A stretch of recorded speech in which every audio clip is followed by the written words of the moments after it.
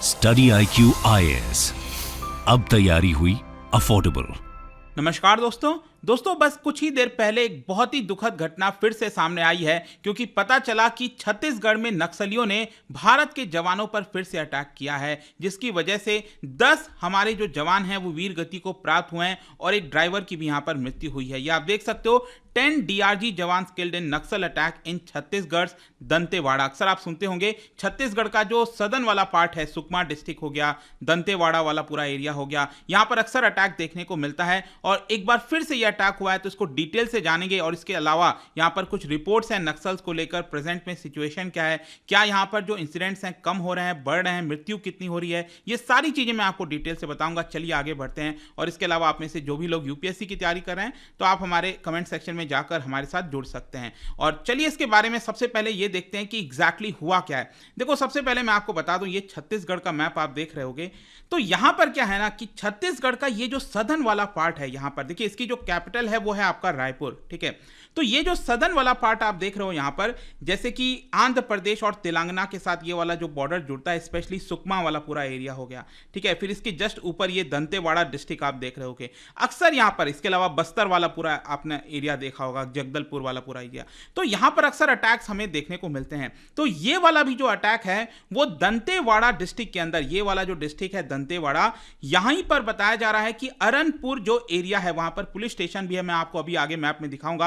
Aranpur police station में जो area आता है, वहां पर आईईडी के माध्यम से, इंप्रोवाइज्ड एक्सप्लोसिव डिवाइस के माध्यम से ब्लास्ट किया गया एक मिनी वैन में। एक मिनी वैन थी जो कि जा रही थी, जिसके अंदर हमारे 10 जवान उसमें थे, एक ड्राइवर जो चला रहा था, उन सभी की यहां पर मृत्यु हुई है इस पूरे इंसिडेंट के अंदर, क्योंकि माओइस्ट ने छत्तीसगढ़ में यहां पर अटैक कर दिया है। अब देखिए, ये जो साइट है, मैं आपको बता रहा था कि ये रायपुर से, जो कैपिटल है रायपुर, वहां से लगभग 450 किलोमीटर दूर बताया जा रहा है। और ये जो जवान है जो हमारे वीर गति को प्राप्त हुए हैं, वो बेसिकली डीआरजी से रिलेटेड है। डीआरजी क्या है? District reserve guard. District reserve guard basically क्या है कि एक प्रकार का फोर्स है जो कि स्पेशली बनाया गया है फॉर एंटी माओइस्ट ऑपरेशंस। मतलब कि कहीं पर अगर मान लो पता चलता है कि कहीं पर जो नक्सल्स हैं उनका प्रेजेंस किसी एरिया, पर्टिकुलर एरिया में है, तो उसको, उस ऑपरेशंस को निभाने के लिए, एंटी माओइस्ट ऑपरेशंस को निभाने के लिए इस तरह का जो काम है वो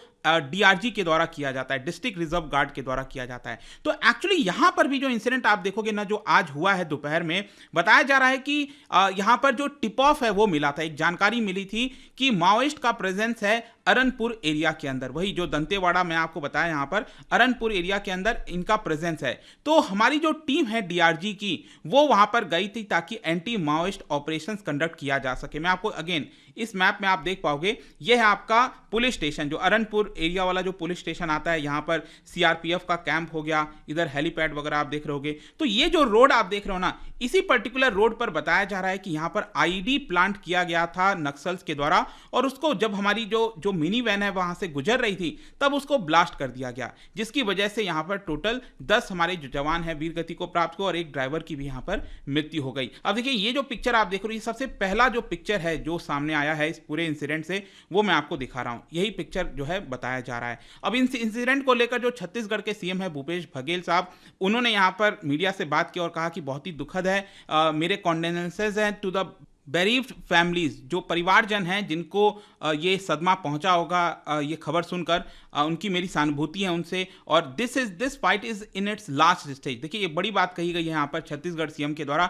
कि जो नक्सल्स के खिलाफ हमारी जंग चल रही है वो आखिरी स्टेज में है, and Naxals won't be spared. और आपको पता ही होगा कि देश के अंदर जो आंतरिक सुरक्षा का मामला आता है वो डायरेक्टली यूनियन होम मिनिस्ट्री के अंदर आता है। तो जो अमित शाह जी हैं, उन्होंने भी बातचीत की और इंसिडेंट के बारे में जाना। अमित शाह ने भी यहाँ पर ट्वीट किया है और कहा है कि anguished by the cowardly attack by the Naxals Dantewada के अंदर, हमने यहाँ पर चीफ मिनिस्टर से बात की और जो भी सेंट्रल असिस्टेंस है वो हम प्रोवाइड करेंगे छत्तीसगढ़ को। अब देखिए, ये जो इंसिडेंट हुआ उसके जस्ट 2 महीने पहले ही आप देखोगे फरवरी में भी एक इंसिडेंट हुआ था।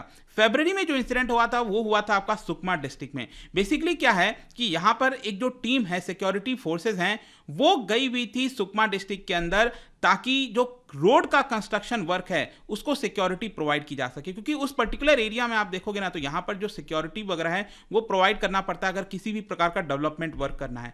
तो यहाँ पर भी क्या है कि सिक्योरिटी फोर्सेस गई हुई थी, तभी जो नक्सल्स आते हैं उनके साथ जंग हो जाती है फॉरेस्ट कवर के अंदर, वहाँ पर जब सर्चेस चल रहे थे, और तभी यहाँ पर जो 3 जवान हैं फरवरी के महीने में वो वीरगति को प्राप्त हुए थे। उस समय भी ये इंसिडेंट हुआ था। अब देखिए, जब हम नक्सल्स की बात करते हैं, आपको पता ही है कि Naxals basically they are commonly known as Maoist insurgent, and इनका प्रेजेंस बेसिकली सेंट्रल और ईस्टर्न इंडिया में आपको देखने को मिलेगा। शुरुआत तो आप सबको पता ही होगा कि जो वेस्ट बंगाल के अंदर जो जगह है नक्सलबाड़ी, वहां से उसका नाम आता है नक्सल्स करके, और इसका जो ईस्टर्न इंडिया वाला हो गया, सेंट्रल इंडिया हो गया, और स्पेशली जो मैं आपको बता रहा था जो रेड वाला आप देख सकते हो यहाँ पर डार्क रेड, बेसिकली जो छत्तीसगढ़ का सदर्न वाला पूरा साइड है वहां पर आपको देखने को मिलेगा, और स्पेशली दंतेवाड़ा, बस्तर, इस एरिया में काफी ज्यादा स्ट्रांग होल्ड माना जाता है। ये जो ग्रुप है ना नक्सल्स जो है बेसिकली क्या कहते हैं कि हम ट्राइबल्स के लिए फाइट कर रहे हैं, हम गरीबों के लिए फाइट कर रहे हैं, क्योंकि जो इकोनॉमिक बूम हुआ 1967 के बाद से उसका फायदा जो है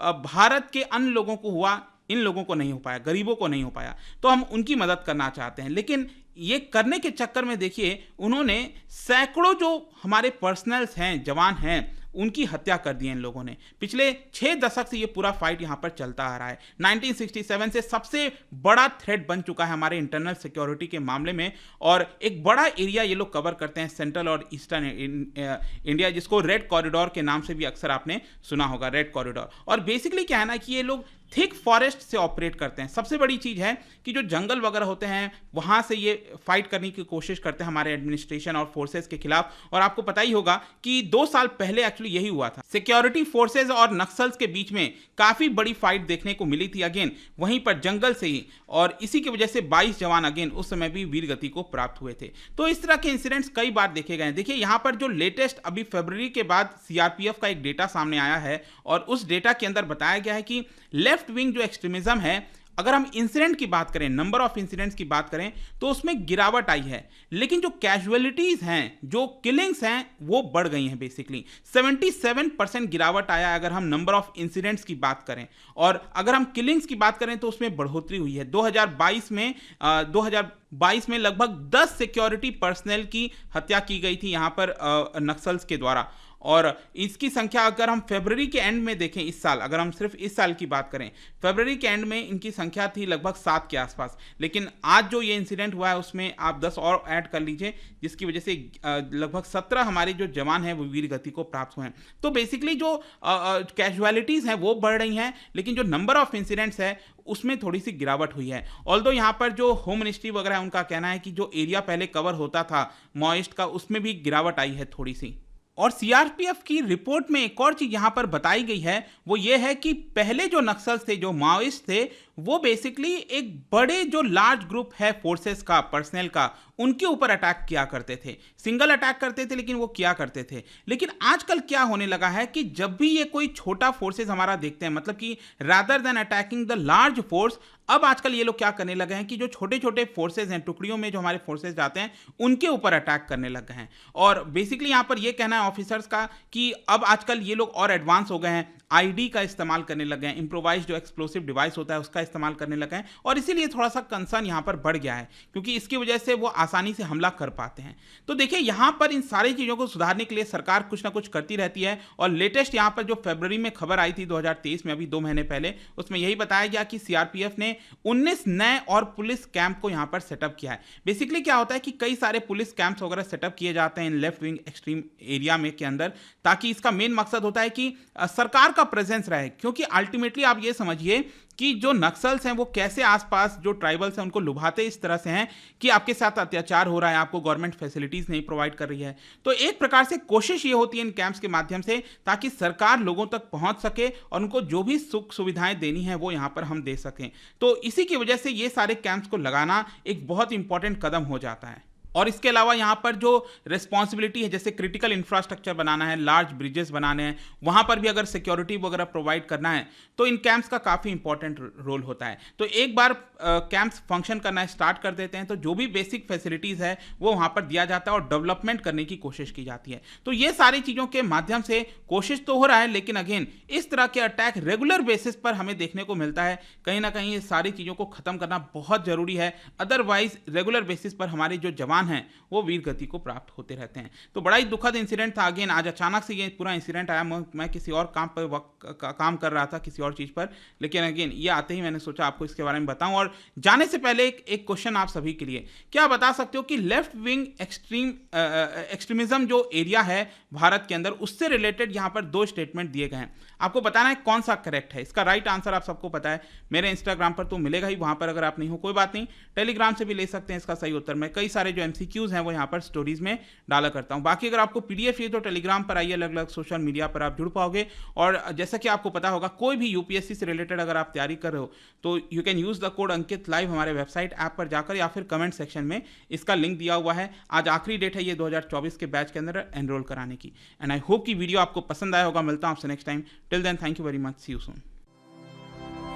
स्टडी IQ IAS, अब तैयारी हुई अफोर्डेबल।